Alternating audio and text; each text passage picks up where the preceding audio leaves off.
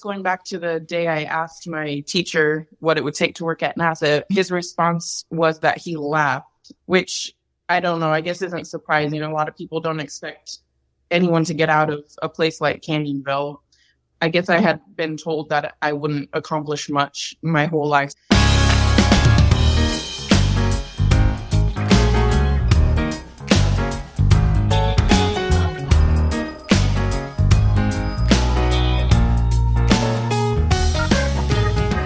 Welcome to St. Louis in Tune, and thank you for joining us for fresh perspectives on issues and events with experts, community leaders, and everyday people who are driving change and making an impact that shapes our society and world. The show is co-hosted by Arnold Stricker and Mark Langston. Our guests today are Sandy Cummings and Charity Woodrum. I want to give you some background, listeners, because it's important to lay some groundwork and some foundation to understand the powerful story that you're going to hear today from both of these individuals. Sandy Cummings is the producer, director, and writer of a movie that's going to be shown through the St. Louis International Film Festival. Sandy's an award-winning broadcast journalist with 3 National Emmy Awards, a Columbia DuPont Award, Edward R. Murrow Award, Overseas Press Club, several Gabriel Awards, and other numerous nominations, and with more than 20 years of experience working for NBC News as a senior producer and as a producer predominantly for Dateline NBC. She's covered breaking news, investigative stories, legal stories, entertainment, medical stories, spent years producing long-form programs for the network before venturing out on her own. And some of the stories that Sandy has told include 9/11, the massacre at Columbine, Hurricane Katrina, the O.J. Simpson trial, Nazis hiding in plain sight in Canada, more and more. And while she's had the pleasure of telling stories of famous people, what she loves most is the stories of ordinary people overcoming extraordinary challenges, like Charity Woodrum. And Charity, she grew up in rural Oregon, one of 8 children. She was the first in her family to graduate from high school, and when life was crazy for her at home, she found peace outside looking up at the night sky. She excelled in math. One day, asked her junior high school teacher what it would take for her one day to work for NASA. We're going to let her give you that answer. And early in 2017, she was married and had a 3-year-old son. She left her nursing degree and career to pursue her dream of becoming an astrophysicist. She was a junior at the University of Oregon, had completed a NASA internship, and was thriving when she tragically lost her husband and son. And with tremendous support from mentors, old friends, perfect strangers, she was able to get her life and her dream back on track. She completed her master's in astronomy and astrophysics and is currently a PhD candidate at the University of Arizona, working as part of the James Webb Space Telescope team. Ladies, welcome to St. Louis in Tune. Thank you so much for having us. Yeah, thank you for having us. We're excited to be here. Sandy, many stories to make a film documentary. What captured you about Charity's story? What really captured me about Charity's story was hearing about her background and how she grew up in this really quite dysfunctional family in poverty. And to hear what she was doing now after all that she had been through, I just found her story to be really inspiring to me on a personal level. And I just felt like it would inspire so many people on different levels, from pursuing their own dreams to overcoming challenges and finding purpose again in life after something awful happens. And after meeting with Charity, we both found that we had the same goal, which was really to try to help others in some way by sharing her stories. I approached her, and after several conversations, she said, okay, of course it's scary to have your life up there on a big screen for strangers to see. And so it's a vulnerable place to be. And she's just one of the strongest, most courageous people I know. And so I was thrilled when she agreed to let me help her tell her story. And Charity, that is some extreme vulnerability to see yourself up on the big screen and all the good, the bad, and the ugly. Can you fill in some of the gaps, especially, let's go back maybe to your junior high school day when you asked your teacher that particular question, and also go forward for our listeners. Yeah, I guess going back to the day I asked my teacher what it would take to work at NASA, his response was that he laughed, which I don't know, I guess isn't surprising. A lot of people don't expect anyone to get out of a place like Canyonville. I guess I had been told that I wouldn't accomplish much my whole life, so it stopped affecting me eventually. And then I guess, yeah, going on to meeting Sandy, I was very hesitant to say yes to the film for obvious reasons. And I just wasn't very comfortable with the idea of getting in front of a camera and being so vulnerable and everything. But eventually, Sandy and also the director of photography, Tom, and I became very close friends. And eventually it didn't feel like I was in front of a camera anymore. I just felt like I was talking to my good friends, Sandy and Tom. And so I think that's why I was able to do it, because I had grown so close to them. You know, anytime I was crying on camera, Tom was crying behind the camera. So we've just developed this very strong friendship over the years of filming. That's an interesting point, and a question I was going to ask, how long, and this is for both of you, how long did it take, number one, to establish the relationship to a point where you felt comfortable being on camera, and then how long did it take to complete the film? Yeah, I think, what year did we start? Was that 2019, I believe? Yeah, and we had one interview in 2019, but then COVID happened actually and delayed things. And through that delay, I just really got to know Tom and Sandy really well. We also would go on road trips together a lot and would have dinner every night, and we spent all day together. So I think we became friends quite quickly. And the film has been received extremely well, I would say, in my opinion. As I'm looking at things, 11 film festivals and counting, with several as the film being selected as the official selection for the film festival. Once it was mentioned as the most inspirational, another one from the Best Southern Oregon feature. And give a little synopsis of the film. I know you mentioned it's about Charity's life and the encouragement that others can get from it. And without giving a lot of the film away, give us a little synopsis of the film, if you would. Sure. The film follows Charity's journey really from childhood. We were so fortunate because she had a collection of amazing photographs and some home videos that helped me to construct the part of her life that was in the past. But it basically follows her through her childhood, growing up in poverty in this teeny tiny town in Canyonville, Oregon, through this wild journey of meeting her husband, which at times is very funny and a little crazy, but their love story is just beautiful. And we're with her as she becomes a nurse and then decides that she wants to go back to school to study physics. And at that point, she's older than the other kids. She's married and she's 9 months pregnant when she decides to go back. So she has her child and life is great. She's thriving. And then she loses Jason and Woody tragically. And she is there, which is just horrifying. And after that, her life really, and Charity, correct me if I get any of this wrong, but her life really is thrown into chaos. And there are questions of what do I do now? The life that I thought I was going to have is gone. And just to see the old friends, these are friends from her Canyonville days who she hasn't really stayed in super close touch with over the years, just all gather around her. And perfect strangers step up and become mentors. And her mentor at the University of Oregon just steps in and says, this is the one place in your life where nothing has changed. And that really, she has said it was life-changing for her. And it doesn't take away the grief. It doesn't take away the pain, but it gave her purpose again and something to focus on other than, or in addition to, this terrible loss. And really just seeing where she went from that and all that she has accomplished is just, it's amazing. It would be, as her professor said, it would be amazing for anybody to accomplish what she has, but to have done it with all of this other stuff going on in her life really is what sets her apart. And something that I think is important to mention too is that we certainly don't want to put the message out there that everybody who goes through something terrible needs to achieve some huge goal. They need to become a brain surgeon or an astrophysicist. Everybody deals with grief in a different way.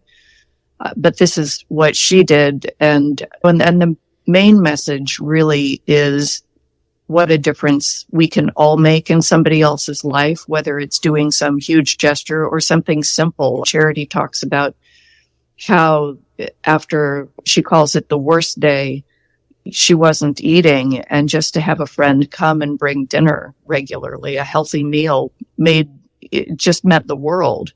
So that's part of the message really, is just we hope that people will be kinder to each other, that they'll find purpose after going through difficult things.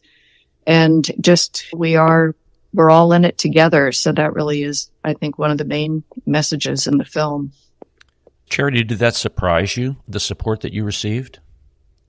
Oh, yes, absolutely. And yeah, that was my favorite part of the film that Sandy portrayed very well, was showing all of the support that I received. I did not expect it at all. And of course, in the film, you only get to see part of it. And there were so many more people that we couldn't even include that came to help. People, the kindness of complete strangers was honestly a shock as well. And then my childhood best friends, they had never had to help someone go through something like that.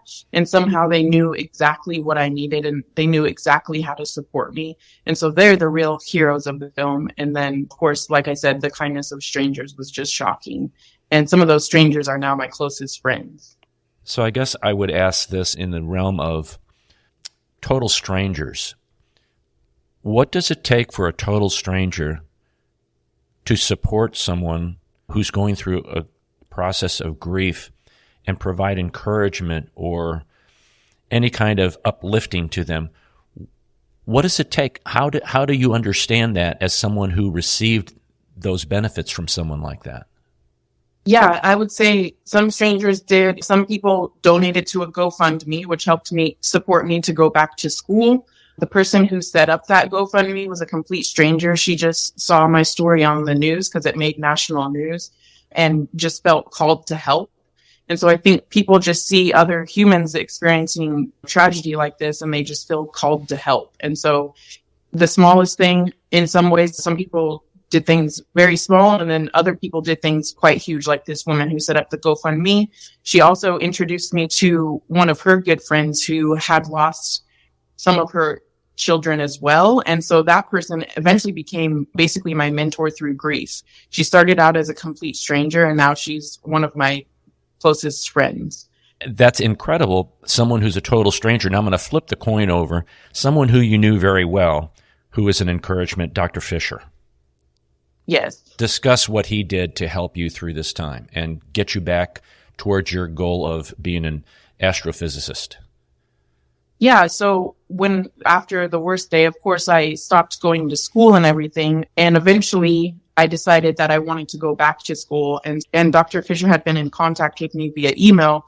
And so we set up a meeting, and he told me that he noticed that, of course, my life had been turned completely upside down, and that if I needed a place that was stable, that was still the same before as it would be now, that could be the place for me, my little research group with him. And so I told him that I wanted to go back to school and to resume our research together. We were working on a paper to submit to the Astrophysical Journal. And so he worked it out. He went to one of my physics professors, and she said that I could finish my class that I was taking through independent study over the summer so that I didn't have to delay my graduation by an entire year. And also at the University of Oregon, professors from all the departments that I had taken classes in, like the computer science department, the mathematics department, they all donated money to this big fund, which paid for the memorial service. And they hosted it at the U of O, and I didn't have to pay for a single thing. And then, of course, all of the students at the University of Oregon, they supported me as well. But it was really Dr. Fisher who enabled all of that to happen. And our relationship was purely professional, really. And so I think it was hard for him to have to cross over that professional boundary and really do something for his students' very personal life. But I'm glad that he did, because I don't know what I would have done without that. And he knows that now. And I think it's changed the way he mentors students now as well. I noticed in the trailer, he became very emotional when he was talking about your situation. And it's great to see that teachers have continued empathy like this. You mentioned mentoring several times, and I see that Sandy would also be a mentor in your life, because we glean mentors from a variety of different sources, because sometimes at different times of life, different people happen to come into our lives.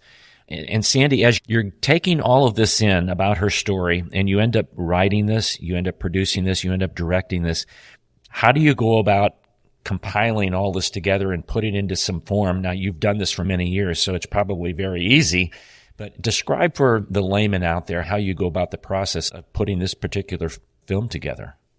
Sure. I started with Charity, and we spoke by phone a number of times and met in person before we ever started filming. And I asked her, it's like a pre-interview where you ask who are the people who are the most important in your life for me to talk to. And she gave me this very long list of people. And so I spoke with them all by phone. So I had a good sense of what they would say and what their connection was to Charity and what their role was in her life. So I started with that and then figured out which of those would advance the story so that I didn't have 5 people who said similar things. I would pick one person who represented each different part, or in some cases 2 people if it was her old friends from Canyonville.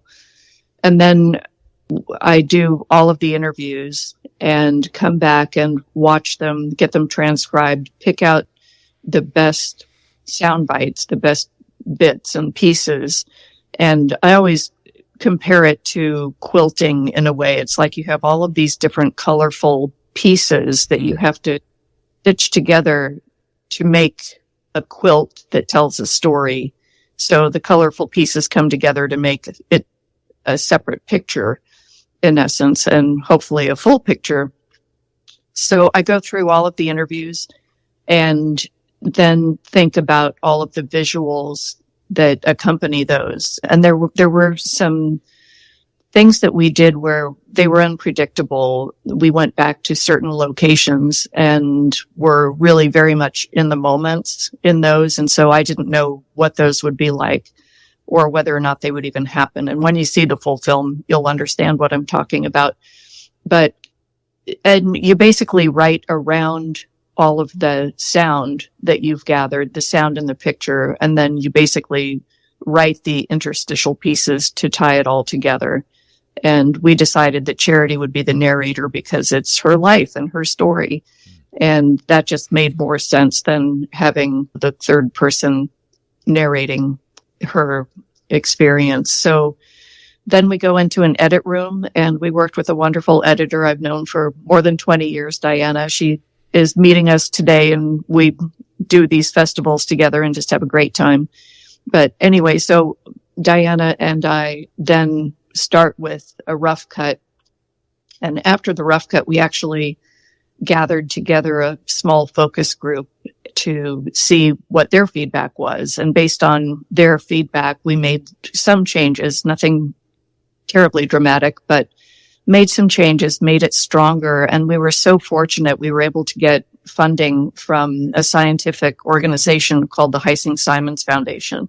They normally fund research and Yale, MIT, things like that, but they believe strongly in the power of storytelling. And because of Charity's connection to astrophysics, they thought this would be really powerful, especially for women in science. That message is pretty strong in the film. And so they gave us enough funding that we were actually able to hire a wonderful music composer named Alexandra Harwood. And she scored All Creatures Great and Small and the Guernsey Literary and Potato Peel Pie Society film. She's fantastic. And it's the first time I've ever had enough of a budget to be able to hire a composer who writes the music to each scene. And it just elevated the quality of the film tremendously. So that was amazing.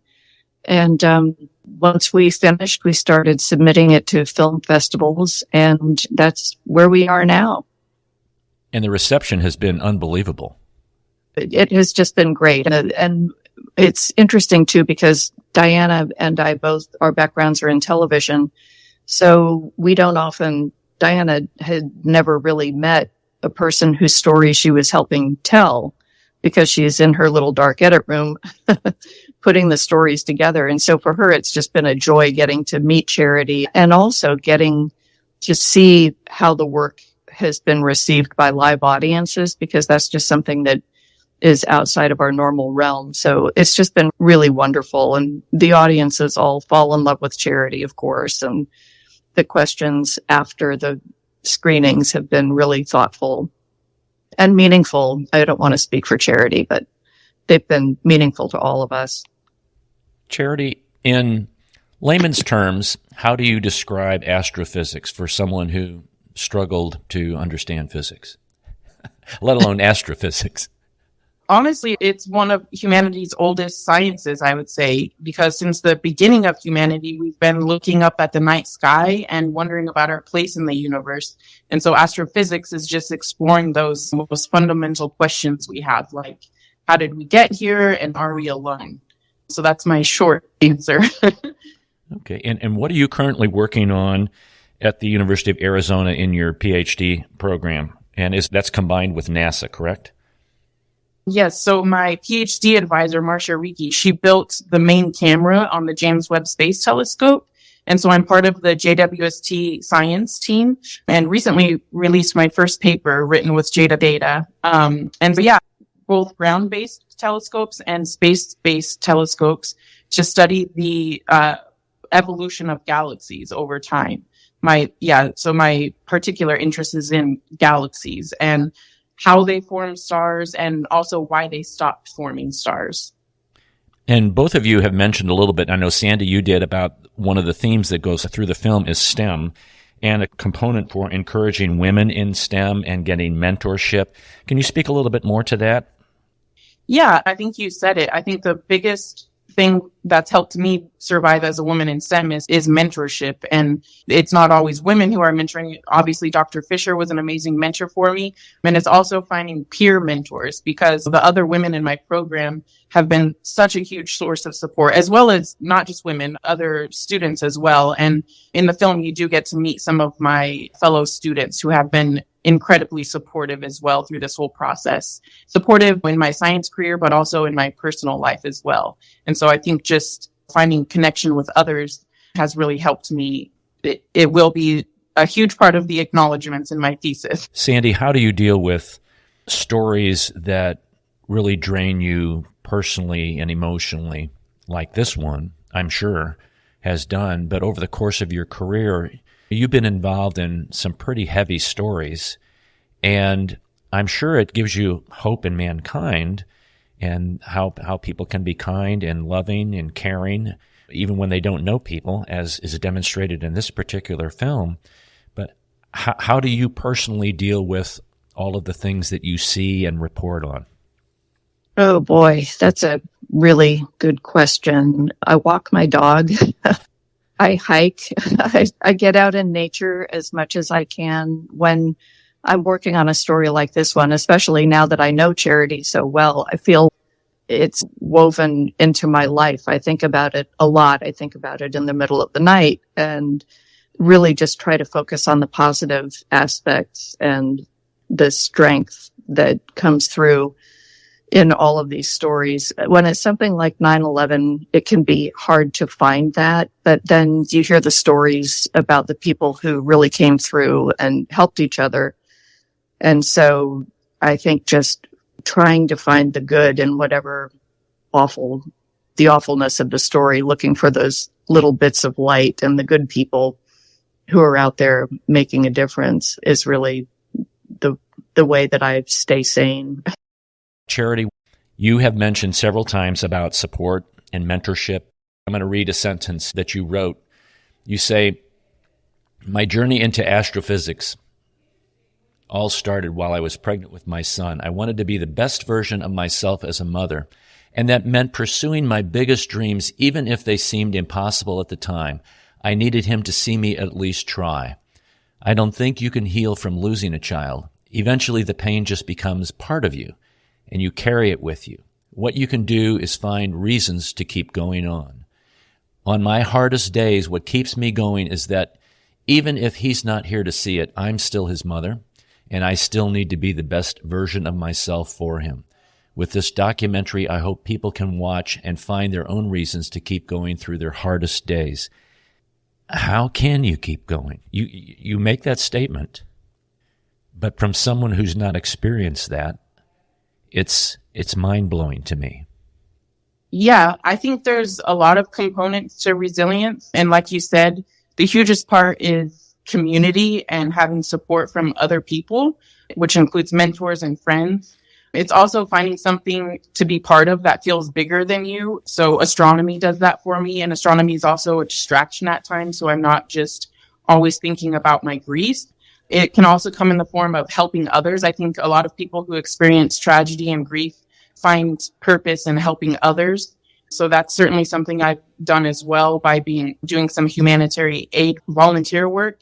And then also just having fun too. You have to find joy again. And that's something that my grief mentor, I would call her, find joy again. And so right now, the thing that's bringing me the most joy is I'm learning to fly airplanes. So that's been really fun, and it's been a huge source of joy. And I can't think about anything else other than flying the plane. So that's been a huge help for me as well, just finding joy again. There are some websites, folks, that you need to be aware of that involve both of these individuals that we're talking to, Sandy Cummings and Charity Woodrum. And before I get into those, though, Charity, would you talk about Woody's Stars, what that program is? It's a great program, but I want you to outline it for listeners so they can contribute also. Yes, thank you for bringing that up. So after one of our first screenings, one of the audience members approached Sandy and said, "What's the call to action?" She felt like she wanted to help in some way. And so Sandy and I had dinner one night, and she told me about this person who felt called to act, and what could we do to help others? And that's when we came up with the idea to honor my son, Woody. We came up with this enrichment fund and mentorship program. And we brought the idea back to this audience member, and she said, "I'm all in." And she even came up with the name Woody's Stars. And so we'll provide an enrichment fund for students as well as mentorship. And Dr. Fisher will be one of the mentors. I will be one of the mentors.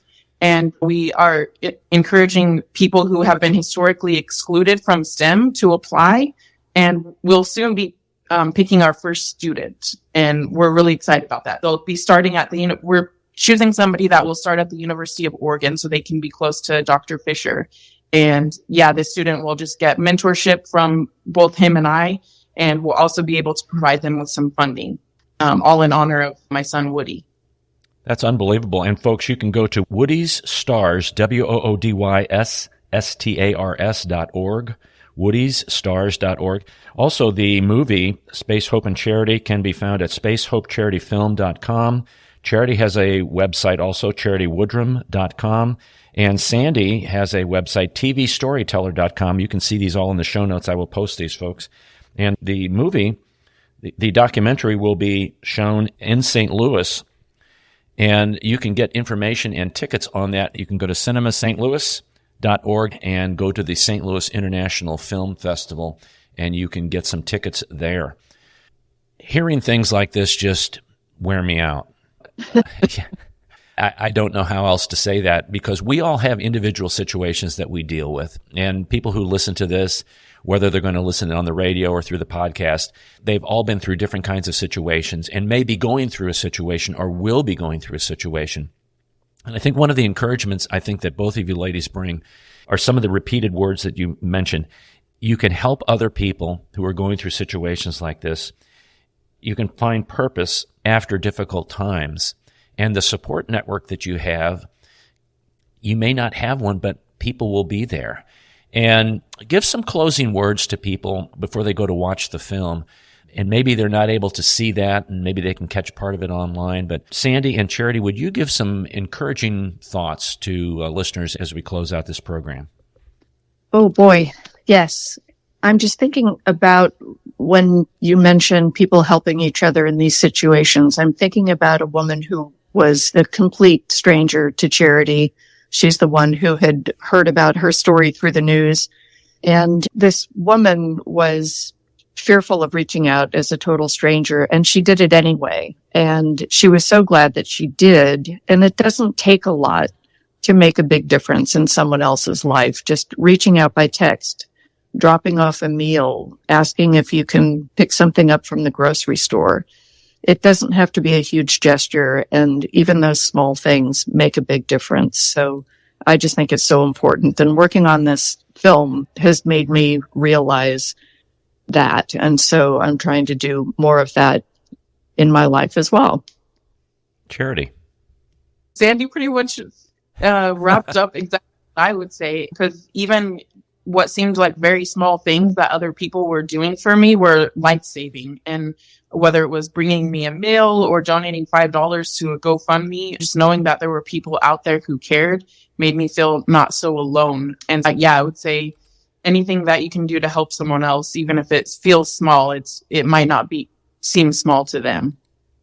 Sandy Cummings and Charity Woodrum, thank you for talking to us about this. And it's a powerful film, folks. I've just seen the trailer, but I encourage you to go. If you want to know more, just check the show notes out.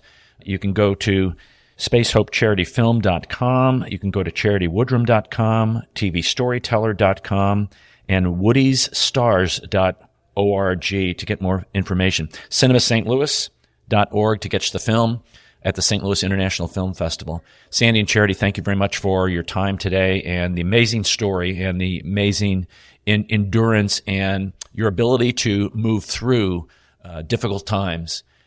Sandy, thanks for telling the story. Charity, thanks for continuing to live the story.